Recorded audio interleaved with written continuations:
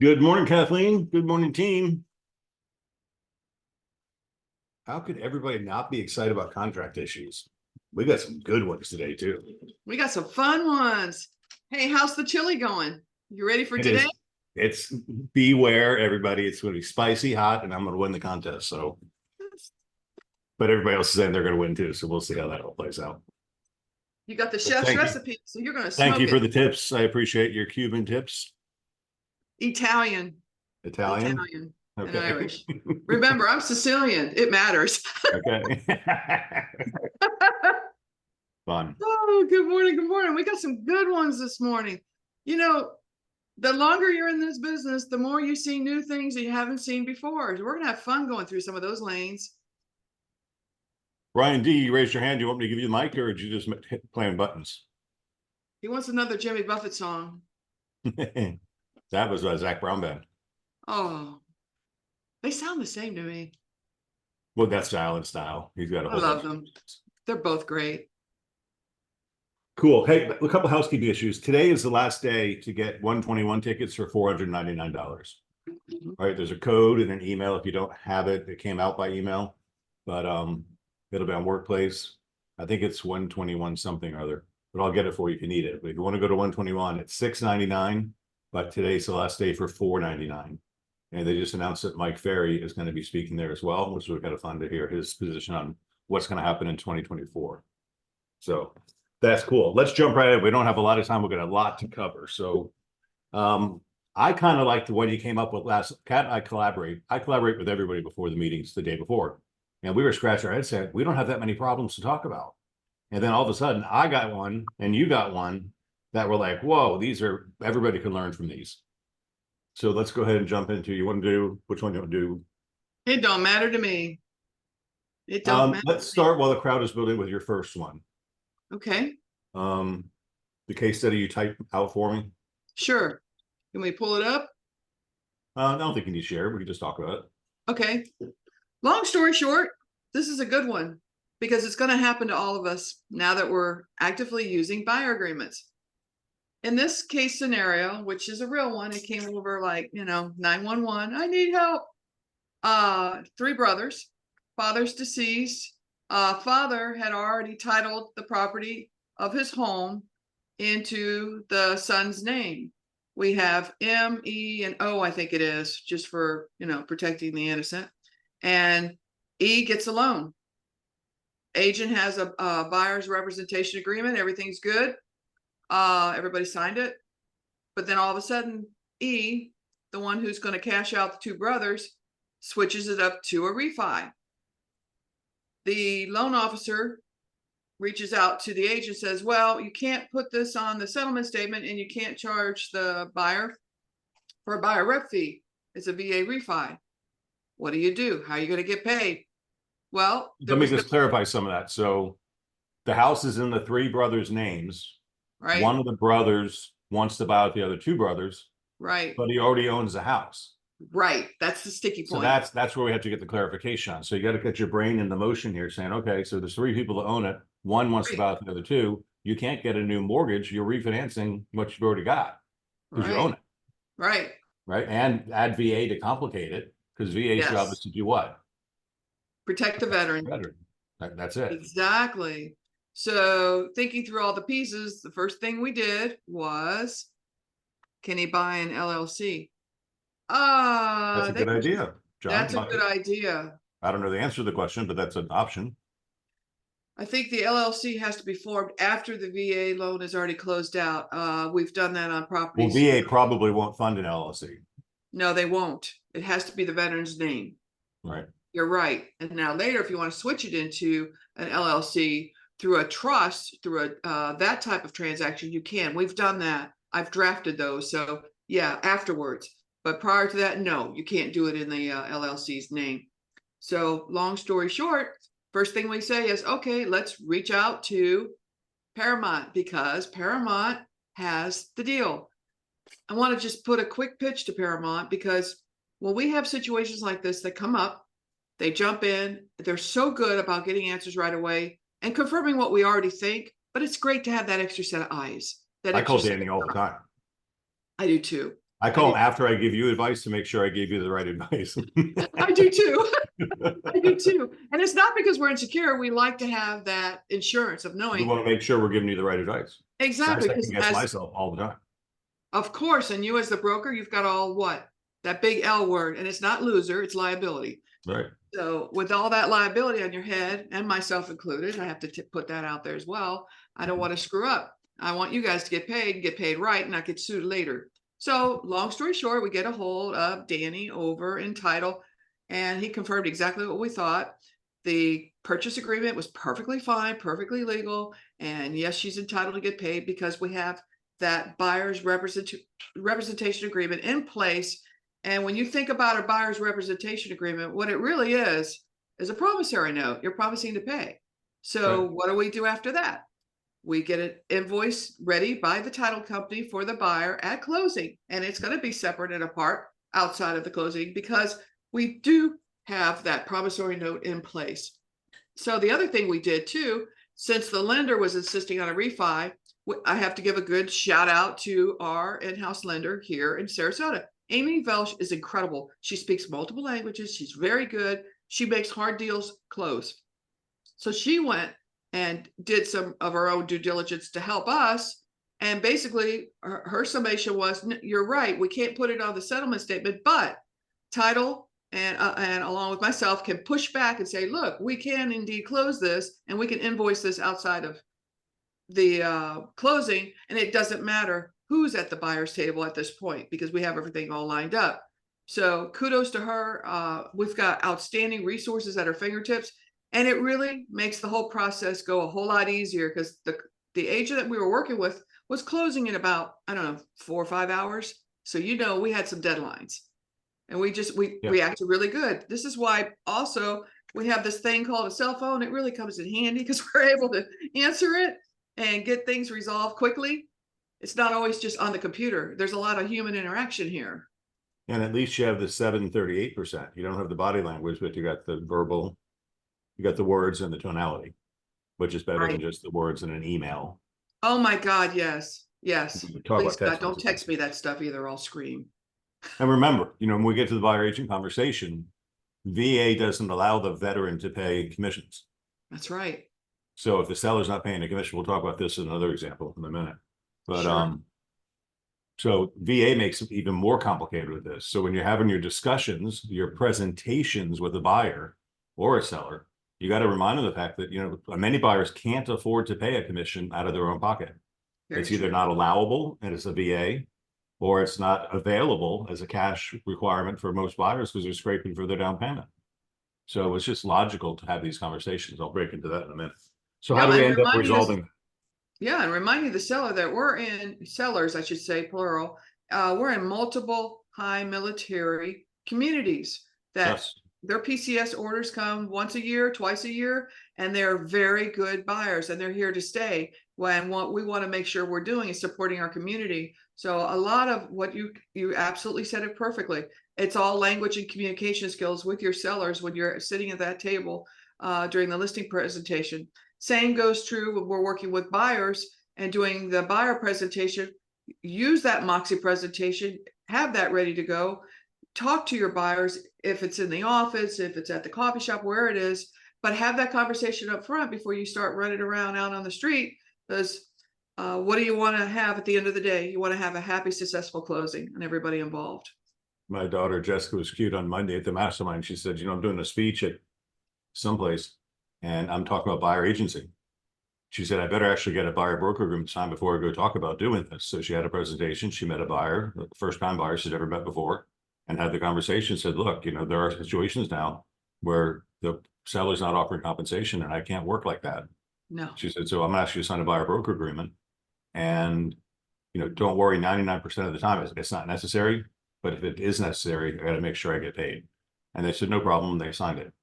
Right. And of course, most of the time we're going to work that out. We'll talk about that too. That's another case study.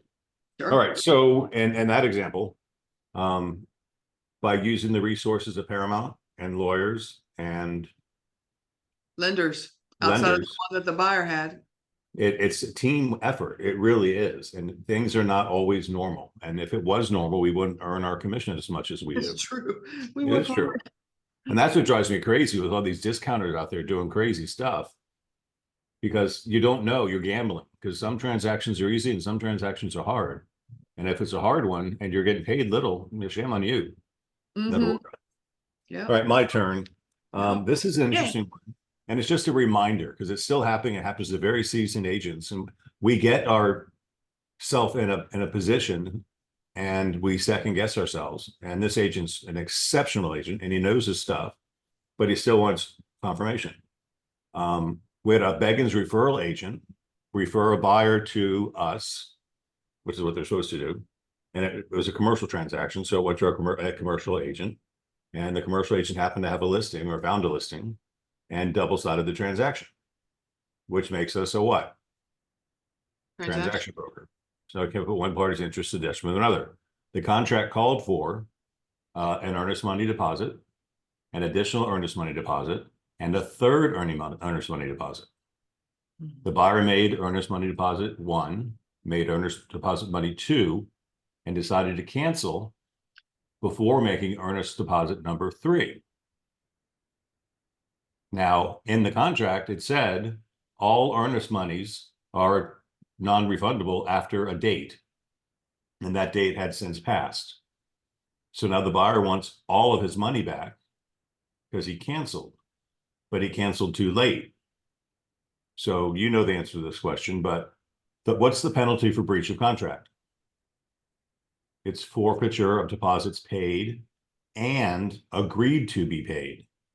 So we had a $5,000 deposit, a $10,000 deposit, and an additional deposit due of $30,000. So potential deposits paid and agreed to be paid of $45,000. Yeah. And the seller's saying, you breached, give me my deposit. Now the problem is we don't have the $30,000 because the buyer never made it. Right? So now the seller has a claim against this, but he's gonna have to get a lawyer to go sue to get it, because the guy's not going to willingly hand it over.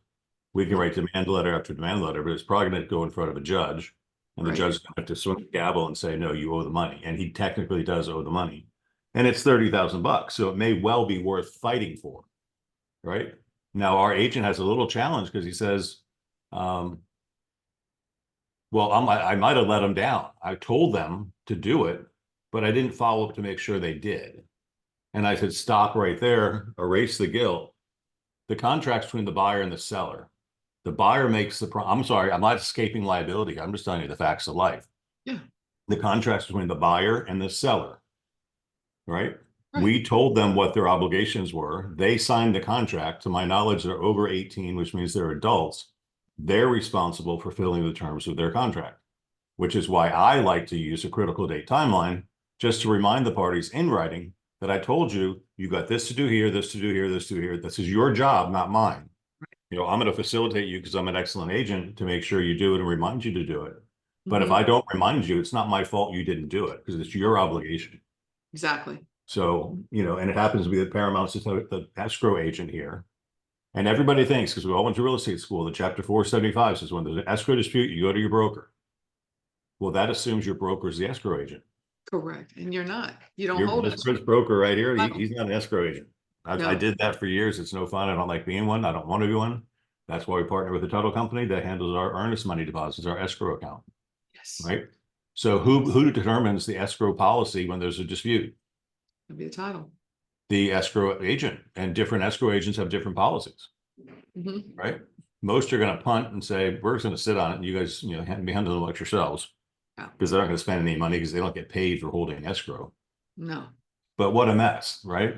So lesson to learn, what did we do wrong? And the answer is nothing. What could we have done better?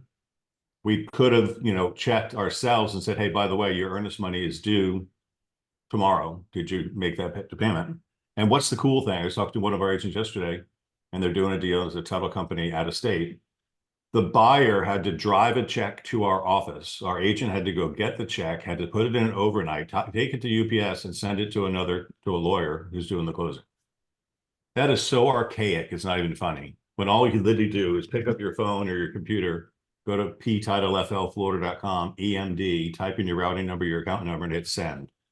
lightning fast. and it's done, and it costs $7. It's cheaper than an overnight, That's right? very true. Yeah. And you don't have to leave your house or put on pants. Yeah.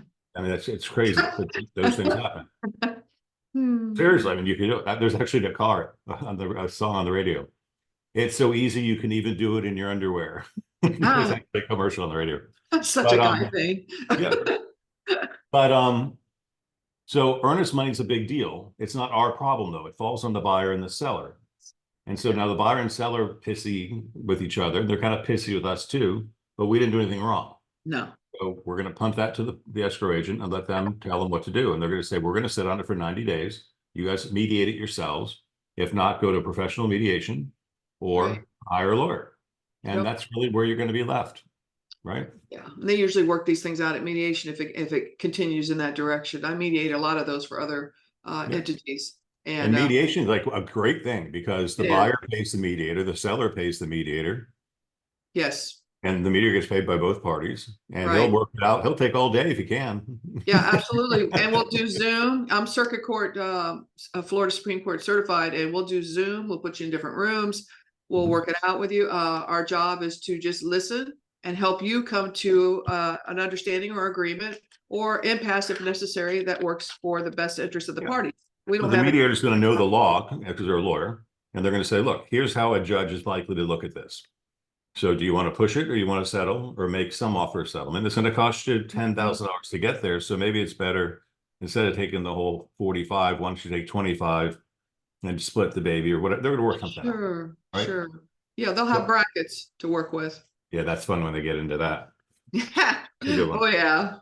Let's get to Shelley's one because I thought you did a great job summarizing. Well, actually, no, she did a great job summarizing. Yeah, she did. She did very much. I glanced at that one very quickly yesterday.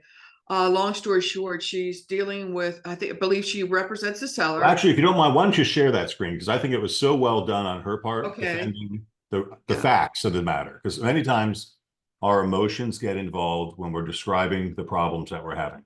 True. Right. Very And true. our emotions don't really have a place in the problems that we're solving. Never. Because if I tell the Florida Legal Hotline this, in my perspective, I'm not telling them the whole story. I need to tell them, make a conscious effort to tell them the whole story. Because Mhm. telling just your side, it's, oh my God, that other party's a villain. My God, how could they ever do that? Those scumbags. But if Right. they heard the other side of the story from the other side, it'd be, how could the other party be that bad? They're villains, they're scumbags. Yeah. So Yeah. you've got to, as a party, you're a neutral party, your job is to relay facts, not That's opinion. it. Never get emotional because the minute you do, you lose focus. I have a saying, our job is to keep you off the ledge, the window ledge from jumping, if you will. So I'll share our screen and let me pull this up. Yeah, while you're doing that, John brought it up, a good point. And this is very important. You know, our listing agreement, I pre-printed in from old age and experience that any retained deposits by the seller are split 50-50 with the listing broker. Hmm. All right. So if the retained deposit is 45 grand, we're due 22.5 grand, not to exceed our commission amount.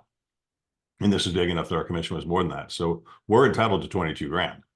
So the seller needs to know from the beginning, you're not entitled to 45 grand. You're entitled to 22.5 because we have the other 225 because you're unjustly enriched. Correct. Correct. You would not have had that money if we didn't do our job. And our job is, our commission is earned at the time of contract, not at the time of closing. Correct. And everybody forgets that too. They do.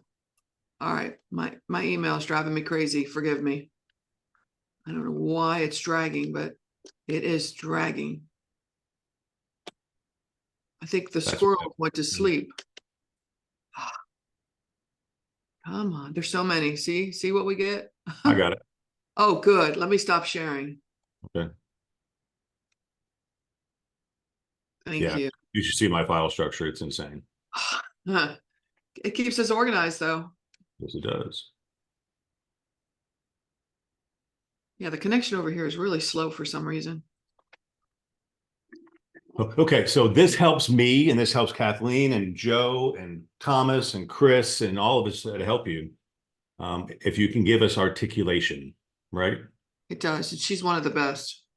And she really did a great job of this. I have a contract that has a potential of going sideways. And I want to ask if I can swing by the office in the morning and have two of us call the broker for the buyer's agent. Mhm, Here's a quick overview. This is very interesting. mhm. You want to read it or you want me to? I don't Sure, whatever you wish. You do. You're more familiar with it, but you're going to be Yeah. more today. It's a quick overview. She has a contract on address on Oak Hill. She represents the seller. It's as is, executed January 22nd.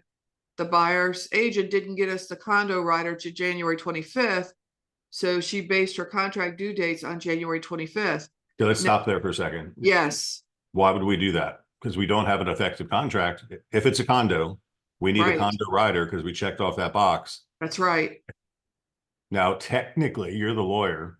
If the time for acceptance was January 20th and we didn't get the condo rider to January 25th, should we technically extend the time for acceptance to January 25th? I would have. Yes. That would be appropriate. Yes, I would But have. we can almost, probably legally, we could rely on, since they turned it back on the 25th and it was signed by all parties, we could do it. But technically, the offer vaporized on January 20th, if that was Correct. the date. So Correct. you want to extend the effective date till the 25th, and then you'd have an effective contract. But either way, let's pretend that it's still a contract on the 25th. Well, and it's the date of all parties last signing. And the other little glitch here is both of these things should have been sent together at the same time. When Yes. you check that box on the contract, you got to have that addendum with it. That's just critical. Otherwise, you're in limbo. So she based it on the 25th. Condo rider says 5 days. That's correct. He's right. As is contract with a 7-day inspection period. So February 1 is the date to cancel of ending. The buyer kept asking for repairs. Her seller refused. It's as is. Verbally, Hey, yeah. I love when they do that. Quit asking for repairs Yes. on as is contract, you morons. Yeah, as is means as is. It doesn't mean if, maybe, ho. Because what happens when you take an as is contract and you start negotiating repairs? You've reopened the contract and you're subjecting your seller to a whole much more liability. So that being said, they verbally agreed to a $300 credit at closing. At that point, I would have just done an addendum, $300, or had the buyer's agent, since it's on them, to do the $300 credit at closing. Buyer kept asking for repairs. Seller kept refusing. They based the price on as is. Absolutely right. The buyer's agent kept sending the buyers the wrong addendum to sign. They were frustrated. That's their problem. It was a done deal. And however, my seller never signed it. No, because they didn't agree to any repairs, just a credit. On February 1st, I texted asking if her people had signed the one she had sent. This was to make it easier because the buyer's agent was so confused. Send her an addendum with a $300 credit already signed by my customer, which was the seller. The buyer's agent stopped replying to calls, texts, emails for a week. First, she said she had a family emergency. The problem is her family issue was right at the last deadline to cancel. Today is the first repair issue that's been brought up. Wait a minute, I got to go back. Okay, because she wanted to know whether the repair is going to be completed. Again, this agent said, no, there's no repairs. There's no agreement to do so. Now the buyer is claiming we're pulling a bait and switch and they won't close until it's resolved. No, no, no. Yes, you will. Breach, breach, breach. I let her know they're past that option and not to close would be a breach of contract. Here's the main problem. This is interesting. This is sad too. This agent has told me on different times she was a bad accident, had a head wound, brain damage because of it. She's super nice. Because of the brain damage, she's easily confused and readily to say that to her. She said her people only signed the one document over and over and over again. That doesn't make any sense. So the buyers never change their minds. That's not our problem. The buyers obviously are not correctly understanding from their agent what they do or do not get in the situation. And it doesn't matter what her customer signs. Absolutely right. Mine never agreed to it, never signed. Her buyer had the option to cancel and they waived it by waiting so at the end of the 7th day. Absolutely right. Because they provided us the inspection report. She thinks that's enough because we've known all along this was shared, that this was an issue and need to fix it because it could get worse. These are the agents you're dealing with in the marketplace. Yes. Oh yeah. And they got all kinds of excuses for, and I'm going to say it, this might sound mean, incompetence. Yes. We don't know if she was a car accident. We don't know if there was a fire. She's told that our agent so many different stories. For all we know, she might have forgotten to take her happy medicine. We don't know. For sure, we don't know. the buyer's agent is upset and won't honor what her customers are expecting and making threats about not closing until everything's resolved. Now stop right there. The buyer's agent's got no business making threats about anything. Does she really want to find herself in the soup with Freck making these kind of stupid statements? I mean, don't do that. I feel like we need to call our broker together. Yes, absolutely. My customer has done nothing wrong or shady. They just refused to sign a repair request, and their agent mishandled it. And right on, they did. Let's see. I don't believe it was intentional, or she's trying to CYA cover her ass now. Excuse my mouth. I truly believe it's her brain issue. She has no idea what's going on. She's a liability to her customer and brokerage, and I totally agree. Need to protect the customer and move forward. Very interesting scenario. She really wrote this out nice. Yeah, and the thing that got to me was, heaven forbid anything like this happened to one of our agents. Remember, and I don't mean to sound egotistical, this transaction is not about you. It's not. There's a brokerage backing you. That's right. So when you get in trouble, you call your broker and say, I'm having trouble, I had a brain accident, whatever. We'll assign it to another agent. We'll take care of the customer. We'll get it done. Yes. She should have called her broker. Her broker should have been aware that she was in a car accident and she was mentally challenged as a result, and this transaction was going south. But either she didn't tell him or her didn't care. Or it's a whole made up bunch of BS. We don't know. Or it's a made up bunch of BS, and it could be. Just don't This know. is real life stuff that's happening in the marketplace, and the more business you do, the more challenges you're going to have. The more challenges you get, the more phone calls. This is a daily thing for us. And we're glad that you reach out, because we're here to make sure that, again, we keep you off the ledge and reaffirm that, yes, you're absolutely right. And we're going to back you up, and we're going to make that phone call, which I'll do after we get done with the meeting. I have two more quick ones because we're almost out of time, but I want to hit this one real fast. I had an agent that came to me yesterday, and good agent. And you can finish the statement for me, but awareness gives you flexibility. Flexibility gives you options, and options give you power, right? So awareness. So this agent was aware. She's got a new listing. It's in a hot market. It's been on the market for 7 days without one showing. The other comps are priced in line with this one and are selling in literally 3 or 4 days. And she said, no showings. She says, I'm at a loss. It's a big deal because the seller of this house is double siding one of her listings, a big, over $1.6 million house, double sided here in Apollo Beach. And this is an $800,000 house in Lakewood Ranch. So 1.6, and that's a $2.4 million deal, right? It's a big deal. And she wants to get it done, but she's not getting showings. We can't figure it out. So, sometimes, it's hard to read the prescription when you're inside the bottle. Right. That's true. So you go, and that's what we're here for. Because we're not as attached to the outcome as you are. So I said, calm down, let me look. What subdivision is it in? And she told me the name of the subdivision. So I typed it in and I searched, and a bunch of properties came up in that subdivision, but hers wasn't one of them. I said, that's weird. Why is it not pulling up? And then I said, let's do it another way. So I searched by zip code. Yeah. And a whole bunch of, and it turns out it's condominium. So you got to search by condominium, not by single family. And not all agents know these things. Right. So I searched by condominiums in a zip code, and it was there. So our listing is in the MLS, but as you further looked at the description, the subdivision name in the front column, this first section of the MLS profile sheet, had the legal subdivision name. It was Colony 2, Section 27 of whatever subdivision. But in the body of the MLS, it said subdivision, just the name, like Symphony House subdivision, which is actually the name of this one, but this area has a lot of different homes in it. Right. So we got Sammy on the line, and Sammy used her little fingers and made magic happen. And then we refreshed our screen, and I searched it again, and it popped up. And then we talked about, let's refresh some pictures. Let's change the verbiage so it pops up and hits again. Right. And this was yesterday at about 10 o'clock, 10:30 in the morning. So those things happened. I get a text last night about 10 o'clock saying, guess what? I'm like, what? I got my first showing request for tomorrow. Yes. Right. So that's cool. So sometimes you got to be aware enough, and she paid enough attention to the market that she knew, wait, this is a hot property. I should have showings. No showings in 7 days. Something's not right. exactly. then, you know, I was outside the bottle, she was inside the bottle, so I could see the prescription. I said, let's look at it a different way. And then we did that, and then we did the refreshing things to bring it to the top again. And I bet it was beautiful too. And I got to tell you, this was Lakewood Ranch. Yeah. The listings I looked at as comparable to this one, the photographs were horrible. She did such a good job with her photography. It just looked beautiful. And other people are using cell phone pictures. And these are like almost $1 million, excuse me, hiccups, almost $1 million houses. And they're using cheap photos and charging 3% commissions. Yeah.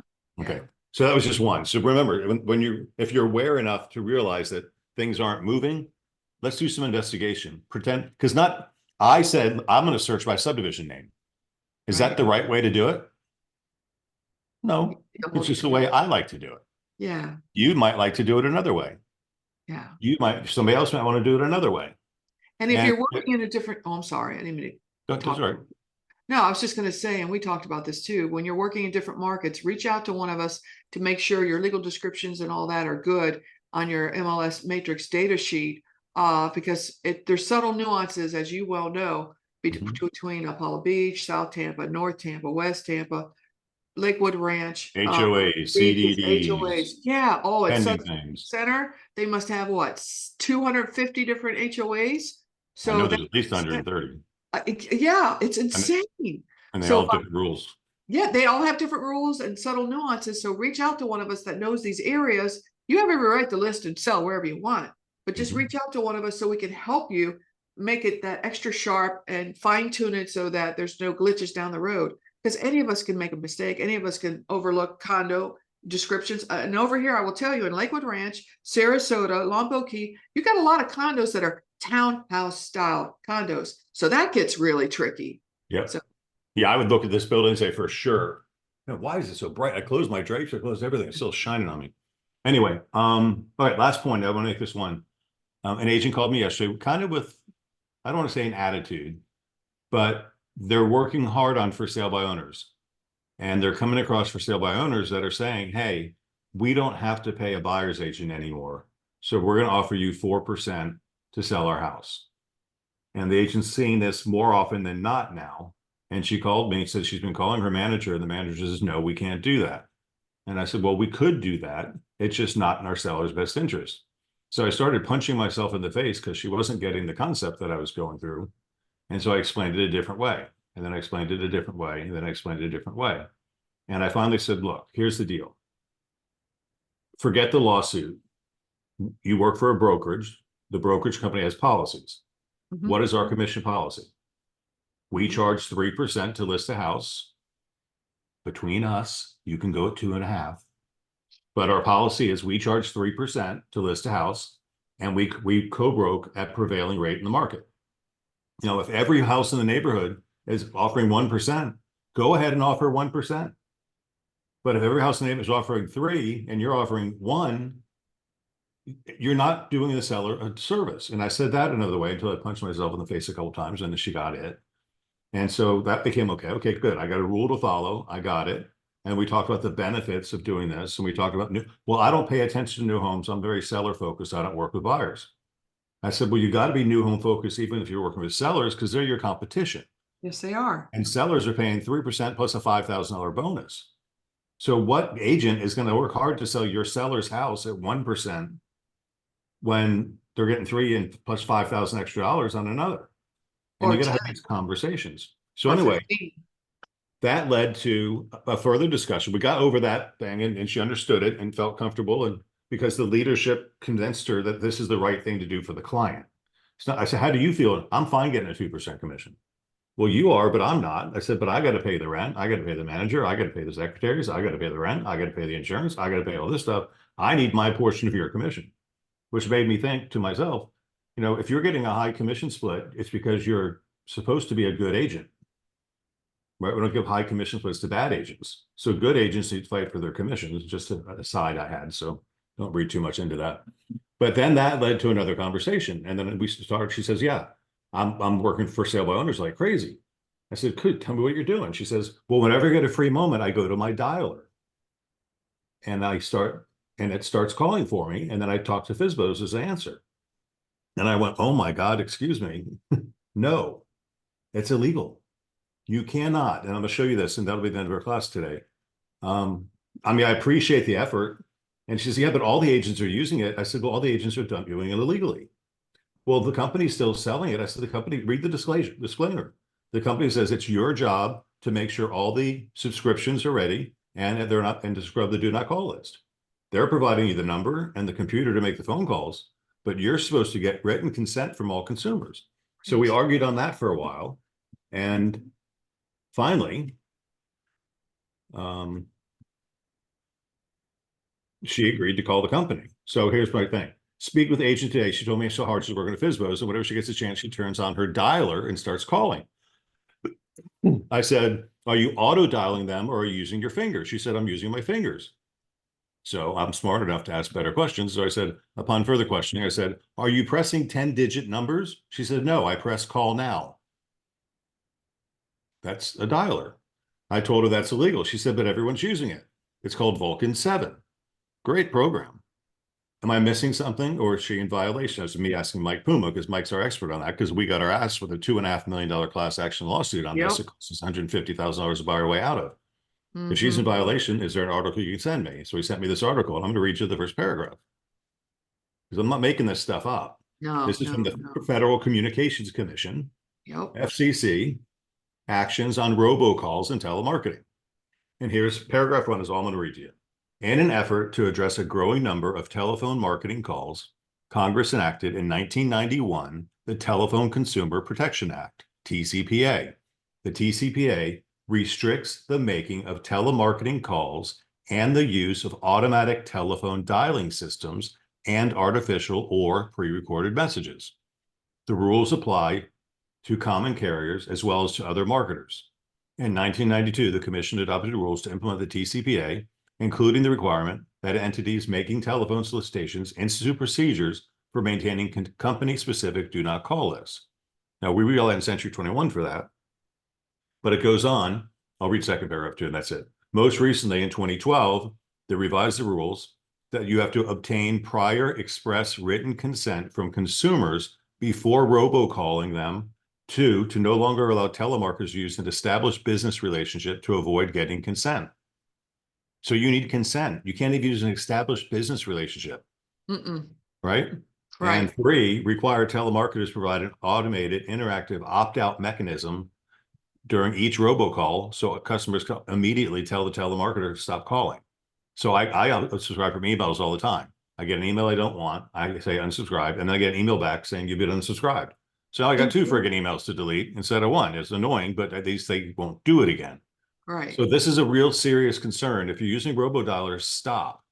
Let the robodialers give you the number, but you got to use your fat little thumbs and hit the number and hit send. Then you're not robodialing. But if you're hitting dial now, you're robodialing. And that is a offense. And there are people out there tracking that. And once you get hit, you get hit. Now, it's in our independent contractor agreement that you agree not to do that. So if you violate that rule, you're defending yourself. I'm not defending you. So I always want to make that a point, because she was so adamant that she was absolutely right. And I'm saying, I'm sorry. And I sent her this article, and you can read it and go. Yeah, E&O doesn't cover things like this, because this would be considered outside the scope, and it would be considered gross negligence. No, we got hit with a class action lawsuit because we were robo-texting for recruits. And they hit us with a lawsuit for $2.5 million. And we hired a lawyer. We ended up spending $75,000 on our lawyer, and we went and settled with the lawyer, with the plaintiff's lawyer. And plaintiff's lawyer was actually the plaintiff. He was advertising for people to call him that were getting robotext, and they did. So they probably made a couple $1,000. He made $30,000 or $40,000. But between legal fees and the settlement fee, it cost us like 150 grand. And that's so unnecessary. Oh, and it'll bankrupt a normal person, right? So sure. Yeah. We don't do that. So number 1, stand up for your value. Remember our policy. We charge 3%. You can go to 2.5 if you feel you must, but I don't think you should, right? And then you co-broke at prevailing rate. And part of that was we have a reputation in the marketplace. I don't want to be the guy that's, you got to be careful with Century 21 listings. You never know if you're going to get paid or not. And then we had to talk about standards. What if I let you take a listing at 2%, keep 3 and pay 1? Then other people in your office or the rest of our company say, how come you're letting her do that? I can't do that. You can do that. You just can't do it here. It's not a good business practice. So anyway, That is overtime by a little bit, but I think that's enough to. Well, there's through some good some questions that topics popped up too. There's a federal do not call list as well as a state to check it prior to making contacts. That was one of the questions that came up. That was a good question. Yep. So we must check. Yeah, you're supposed to check against the do not call list. Most of the lists we're pulling will tell you if they're on the do not call list or not. And if they are, don't call them.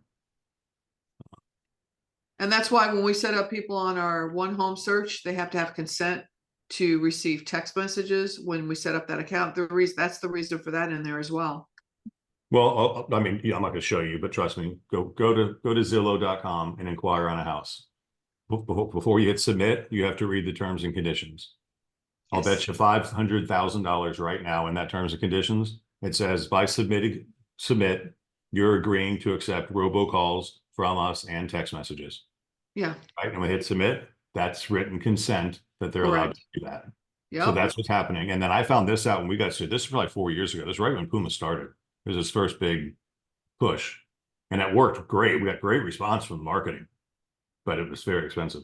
But I looked at our Century 21 verbiage, it didn't have it in there. So I called Mike Meadler and said, do you know anything about this? And then we went nationwide with all Century 21 brokers and told them what this was. And that's when it just started. We just happened to get hit in the very beginning. So now Century 21 verbiage has it. All the websites have it. You know, and your website has it too, by the way. Oh yeah. So if they inquire in your website, you have the right to text them and phone them automatically if you have to. I still prefer using your thumbs, but you know, it is what Absolutely. it is. Absolutely. Cool. We had an interesting day. Yep. Interesting week. Super Bowl weekend this weekend. Ooh, yeah. Can't wait. I don't even know. More chili. More goodies. But I'll have lots of chili. Oh yeah, you will. Absolutely. Have an Cool. awesome day, everybody. And keep calling us, and thank you for all your hard work. We appreciate you. Everything. Yeah, you do. if we wouldn't have any content to teach on if you guys didn't have any problems. So thank you for having problems and sharing them with us. Yeah. Yeah. It's good. We like to keep the brain bank going. Yep. All right, everybody. Happy Day. Friday. Happy Friday.